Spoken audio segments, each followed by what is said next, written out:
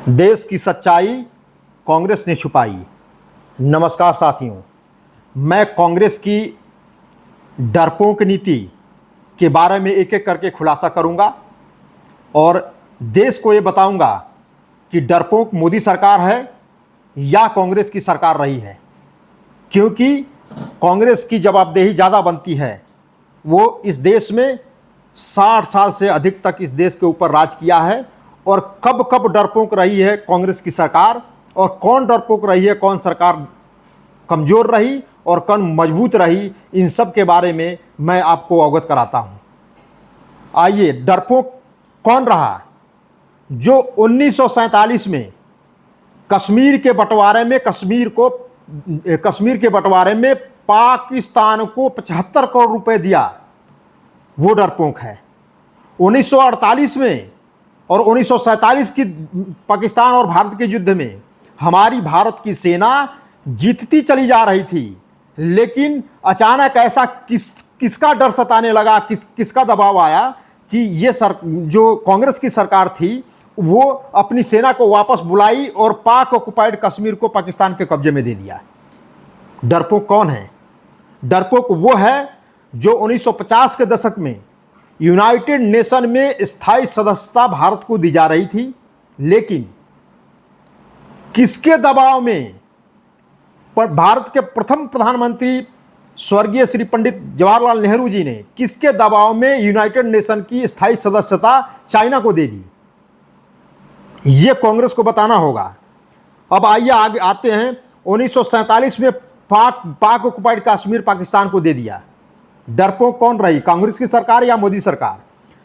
1950 में जो संविधान बना और लागू हुआ, उस समय आर्टिकल 370 और आर्टिकल 35A संविधान में जोड़ा गया। वो किसके दबाव में, किसके डर से जोड़ा गया? देश की जनता ये जानना चाहती है और कांग्रेस को इसके ऊपर प्रेस कॉन्फ्रेंस करके इसके बारे में भी बताना होगा कि आर्टिकल 370 और 35A क्यों लाया गया, जबकि इस देश का बंटवारा धर्म के आधार पर ही हुआ। तो उसमें 370 और 35A लाने की क्या आवश्यकता थी? उसके आगे 1955 में तिब्बत को चाइना ने ले लिया और तिब्बत को पहली बार मान्यता दिया हमारे पंडित नेहरू जी ने। कौन डरपोक था और किसके दबाव में तिब्बत को मान्यता दे दी कि वो चाइना का पार्ट है?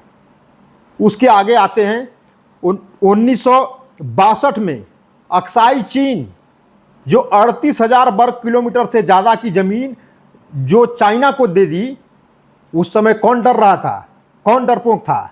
ये देश जानना चाहता है, उसके बारे में बताएं और कांग्रेस को बताना चाहिए। 1966 में जब ताशकंद समझौता में हमारे भारत के द्वितीय प्रधानमंत्री स्वर्गीय श्री लाल बहादुर शास्त्री जी का निधन हुआ, उस समय कठोर प्रतिक्रिया क्यों नहीं दी गई? उस समय कौन डर रहा था, किसका दबाव था? यह भी देश जानना चाहता है। 1971 में 99,000 से अधिक की सेना पाकिस्तान की जो जवान थे वो हमारे भारतीय जवान के आगे आत्मसमर्पण कर दिए और फिर भी उनको छोड़ दिया गया। कौन डरपोक था और क्यों छोड़ा गया? ये देश की जनता जानना चाहती है। 1985 में सुप्रीम कोर्ट का जजमेंट आता है शाहबानो, एक मुस्लिम महिला के पक्ष में, जिसमें कि मेंटेनेंस देने की बात आती है। उस समय की मौजूदा सरकार और उस समय के प्रधानमंत्री स्वर्गीय राजीव गांधी जी उस जजमेंट के खिलाफ एक कानून लाते हैं और उस जजमेंट को पलट देते हैं। बताइए किसके दबाव में ये कानून लाया गया था? जो एक गरीब, एक कमजोर, एक बूढ़ी महिला को न्याय दिलाने के लिए जो जजमेंट आया था, उस जजमेंट को पलट करके एक कानून बनता है, किसके दबाव में बनता है? ये देश की जनता जानना चाहती है। 1991 में पूजा स्थल कानून आता है, किसके दबाव में आता है? ये देश को पता है कि किसके दबाव में। मुस्लिम समुदाय के दबाव में ये पूजा स्थल कानून आता है। ये देश की जनता आपसे जवाब चाहती है और आपको जवाब देना होगा, और नहीं तो इसका खामियाजा भुगतने के लिए तैयार रहिए। वक्फ बोर्ड बनाया गया किसके लिए बनाया गया, किसके दबाव में बनाया गया? इस देश की संपत्ति को हड़पने के लिए आपने वक्फ बोर्ड बनाया एक मुस्लिम समुदाय के लिए। ये देश की जनता जानना चाहती है आपने मुस्लिम समुदाय के दबाव में ये कानून और ये बोर्ड क्यों बनाया? ये आपको जवाब देना होगा। जो चाइना के साथ कांग्रेस पार्टी 2008 में एमओयू करती है, वो क्यों करती है और किसके दबाव में करती है? ये देश को बताइए। 2008 में मुंबई में आतंकी हमला होता है, लेकिन उस समय की मौजूदा डॉक्टर मनमोहन सिंह और सोनिया गांधी जी की सरकार उसकी प्रतिक्रिया और पाकिस्तान के ऊपर हमले नहीं करती है, उसका रिटेलिएशन नहीं करती है। ये कौन डरपोक है? नरेंद्र मोदी जी हैं या कांग्रेस की सरकार रही है? 2004 से लेकर 2010 तक और ये कह लीजिए 2014 तक एक आतंकवादी JKLF जो आतंकवादी संगठन है, ऑर्गेनाइजेशन है, उसका जो कमांडर है यासीन मलिक, उसको PMO ऑफिस में बुला करके और उससे महिमा मंडन किया जाता है। तो कौन डरपोक है? मोदी सरकार या कांग्रेस की सरकार रही है? हुर्रियत को पैदा करने वाले लोग डरपोक हैं या हुर्रियत को खत्म करने वाले लोग डरपोक हैं? यह देश जानना चाहता है, आपको बताना होगा। और आप विदेशों में जाकर कहते हैं कि हमें बोलने नहीं दिया जा रहा, संसद में बोलने की आज़ादी नहीं है, इस देश में किसी को नहीं बोलने दिया जा रहा। तो आप कंफ्यूज्ड हैं श्रीमान राहुल गांधी जी। आपने कांग्रेस को कंफ्यूज कर दिया है और कांग्रेस के कार्यकर्ता कंफ्यूज हो गए हैं कि कभी आपका स्टैंड क्लियर ही नहीं है। आप कभी कहते हैं कि सरकार हमें डरा रही है, कभी आप कहते हैं कि सरकार को मैं डराता हूं। मैं डरता हूं क्या? तो आपको ये अपना स्टैंड क्लियर करके और कम से कम अपने कार्यकर्ता के ऊपर तो आप रहम कीजिए।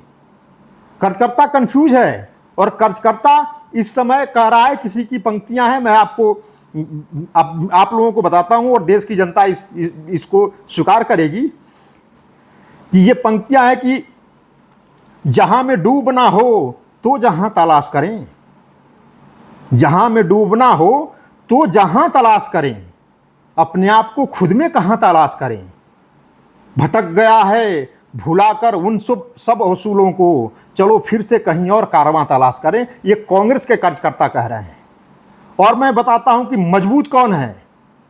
जो बर्मा में 2015 में बर्मा में 50 किलोमीटर अंदर घुस करके और 100 से अधिक आतंकी ठिकानों को खत्म करने वाला अगर कोई इस देश का कोई मजबूत प्रधानमंत्री रहा है, उसका नाम नरेंद्र भाई मोदी है, जिसने आर्टिकल 370 और 35A हटाया और कश्मीर में सबको, जो कश्मीर और भारत की जलाने की बात करते थे, वो हाथ जोड़कर खड़े हुए नजर आ रहे हैं। वो मजबूत है सरकार।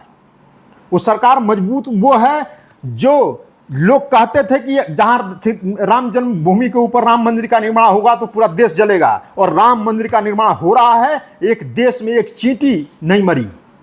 मजबूत कौन है? मजबूत वो है जो सर्जिकल स्ट्राइक करता है।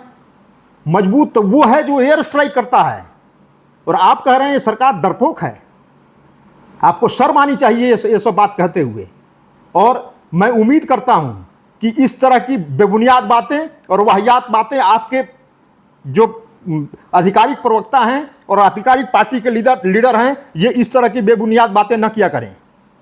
करने से पहले 10 बार सोचें, क्योंकि आप राष्ट्रीय पार्टी हैं और राष्ट्रीय पार्टी के कर्तव्य भी होते हैं, अधिकार भी हैं, उसके साथ साथ कर्तव्य भी हैं, उसका पालन करना होगा। नहीं तो 54 सीट से 4 सीट 2024 में आने में कोई नहीं रोक सकेगा। आपकी करनी ही आपको 4 सीटों के ऊपर लाकर खड़ा करेगी। ये मेरा सुझाव है।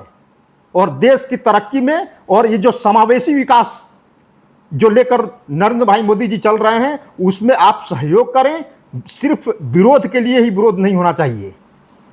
राष्ट्र सर्वोपरि है और राष्ट्र सर्वोपरि के मंत्र को लेकर आगे बढ़ना होगा। यही मैं जनता के ऊपर छोड़ता हूं कि जनता इस बात का चुनाव करे कि कौन डरपोक है और कौन मजबूत है। इन्हीं शब्दों के साथ मैं अपने वाणी को विराम देता हूं। नमस्कार।